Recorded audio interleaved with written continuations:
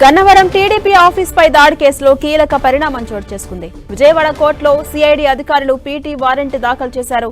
జైల్లో ఉన్న వల్లభినేని వంశీని వర్చువల్ గా విచారించారు న్యాయమూర్తి. ఈ నెల 17 వరకు వల్లభినేని వంశీకి రిమాండ్ విధించారు.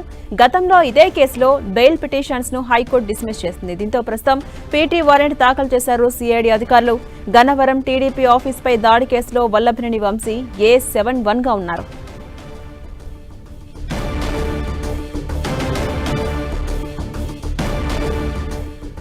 ఇదే అంశంపై మరింత సమాచారం మా ప్రతినిధి తిరుమలరావు అందిస్తారు. తిరుమలరావు,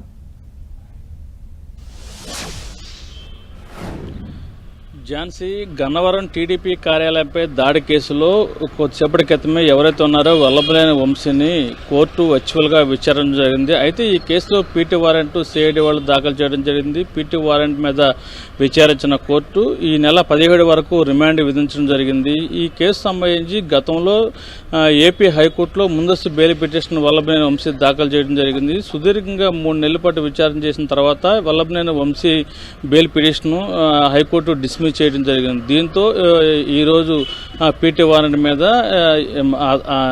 ఏదైతే ఉందో విజయవాడ థర్డ్ ACMM కోర్టులో వర్చువల్గా వంశీని న్యాయమూర్తి విచారించడం జరిగింది. దీనికి సంబంధించి ఈ నెల 17 వరకు రిమాండ్ విధించడం జరిగింది. ఈ కేసు సంబంధించి వల్లభినేని వంశీ A71 నిందితుడిగా ఉన్నాడు. ఈ కేసులో ఇప్పటికే అనేక సంబంధించి విచారణలు అయితే జరిగింది. అనేక మందిని 45 మందిని కోర్టు అరెస్ట్ చేయడం జరిగింది. అరెస్ట్ చేసిన తర్వాత కొంతమంది బెయిల్ మీద కూడా వచ్చారు. అయితే ఈ కేసు సంబంధించి వల్లభినేని వంశీ హైకోర్టు ముందస్తు బెయిల్ పిటిషన్ దాఖలు చేశాడు. వర్చువల్గా విచారించిన తర్వాత రిమాండ్ విధించింది 17 వరకు. తర్వాత మరి రేపు కానీ ఎల్లుండి కానీ ఈ కేసు సంబంధించి వల్లభనేని వంశీని విచారించేందుకు కస్టడీకి ఇవ్వాలంటూ సిఐడి అధికారులు కోర్టులో పిటిషన్ దాఖలు చేసే అవకాశం ఉంది. కాబట్టి ఈ కేసు సంబంధించి మరోసారి వల్లభనేని వంశీని అదుపులో తీసుకుని విచారించే అవకాశాలు కనిపిస్తున్నాయి.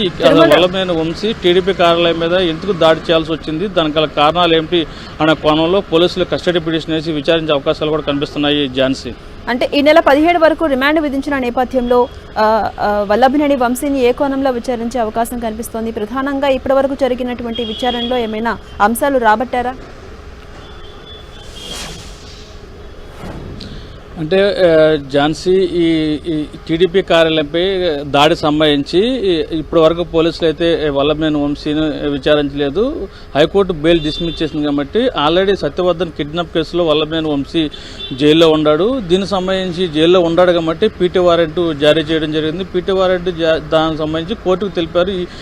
గతంలో సత్యవర్ధన్ కిడ్నాప్ కేసు సంబంధించి జైల్లో ఉన్నాడు కాబట్టి మాకు కూడా టీడీపీ కార్యాలయం మీద దాడి కేసులో మేము విచారించాల్సి ఉంది. ఇతను టీడీపీ కార్యాలయం మీద దాడి సంబంధించి A71 నిందితుడిగా ఉన్నాడు కాబట్టి అని చెప్పేసి కోర్టుకు తెలిపిన తర్వాత కోర్టు మరోసారి అతన్ని కస్టడీ తీసుకునేందుకు పిటిషన్ వేసే అవకాశాలు అయితే కనిపిస్తున్నాయి. ఈ పిటిషన్ వేసిన తర్వాత వల్లభనేని వంశీని సిఐడి అధికారులకు కోర్టు కస్టడీకి ఇచ్చిన పక్షంలో వివిధ కోణాల్లో అయితే వల్లభనేని వంశీని విచారించేందుకు కూడా విచారించాల్సిన అవసరం ఉంది. ఈ టీడీపీ కార్యాలయం మీద దాడి కేసు సంబంధించి ఎందుకు దాడి చేయవలసి వచ్చింది, ఒక్కసారిగా అంతమంది టీడీపీ కార్యాలయం మీద దాడి చేసి నొప్పి పెట్టాల్సిన అవసరం ఏమొచ్చింది కోణంలో అయితే పోలీసు సిఐడి అధికారులు విచారించే అవకాశాలు కనిపిస్తున్నాయి. ఏదేమైనప్పటికీ టీడీపీ కార్యాలయం మీద దాడి కేసులో వల్లభినేని వంశీని గతంలోనే అరెస్ట్ చేస్తారని చెప్పేసి వదంతులు వచ్చినాయి. ముందస్తు పిటిషన్ అయితే హైకోర్టులో దాఖలు చేశాడు. అయితే ఈ నేపథ్యంలోనే వల్లభినేని వంశీ టీడీపీ కార్యాలయం మీద దాడి కేసులో కంప్లైంట్ చేసినటువంటి సత్యవర్ధన్తో అతనే స్వయంగా కంప్లైంట్ రిటర్న్ తీసుకునే విధంగా చర్యలు తీసుకున్నాడు. అదేవిధంగా అతనే స్వయంగా కోర్టుకు వచ్చి